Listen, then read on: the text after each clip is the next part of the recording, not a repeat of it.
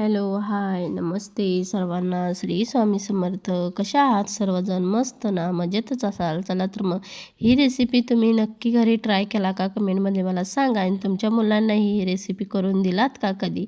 तेही मला कमेंटमध्ये सांगा. आणि अशाच माझ्या नवीन नवीन व्हिडिओ पाहण्यासाठी चॅनलला लाईक, शेअर, सबस्क्राईब नक्की करा. आणि व्हिडिओ स्किप न करता संपूर्ण पहा, म्हणजे तुम्हालाही कळेल मी कशा पद्धतीने आज आपला म्हणतात ना व्हेज बिर्याणी, त्या पद्धतीने केलेले. बघा, हा रात्रीचा शिल्लक राहिलेला भात आहे. आज मुलांनाही सुट्टी आहे आणि आज महाशिवरात्रीच्या सर्वांना खूप साऱ्या शुभेच्छा. घरात आहेत म्हणजे घरी सर्वांचे उपवासही आहेत, पण राहिलेला भात करायचं तरी काय. मग मुलांचंही काय नाही, मग म्हटलं चला तर मग आज मुलांना या पद्धतीने बनवून देऊ. रात्रीच सगळा बाजार भरला होता, त्यामुळे कांद्याच्या पातीचे मागचे भाग असतात ते मी असे मोठे मोठे चिरून तेलामध्ये घालून घेतले. त्याच्यामध्येच टॅमॅटोही टाकला. जिरे मोहरी आधीच टाकली होती, त्यामुळे टॅमॅटोही घातला. टॅमॅटो घातल्यानंतर चांगला वाटाणा असतो तोही थोडा चिरून घेतला होता, तोही त्याच्यामध्ये टाकला. आणि तुम्हीही या पद्धतीने करता का मला कमेंटमध्ये नक्की सांगा.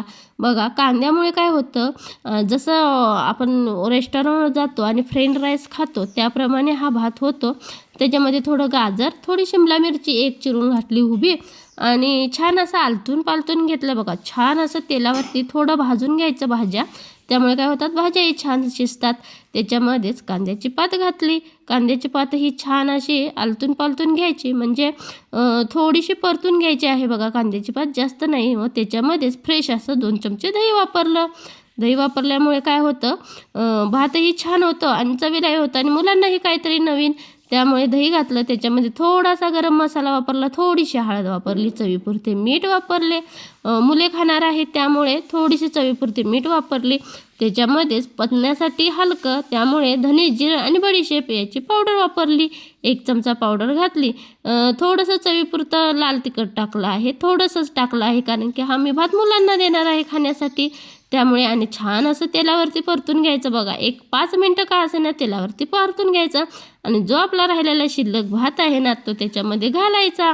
घातल्यानंतर काय होतं, त्या भाताची चवही वाढते आणि आपलंही शिळं वाया जात नाही आणि अन्न हे पूर्ण ब्रह्म असतं. त्यामुळे प्लीज ताई दादांनो, कोणीही असेल तरी अन्नाची नासाडी करू नका, कारण की आपण अन्नासाठीच कामधंदा करतो, त्याच्या पाठीमागं आपण लागतो.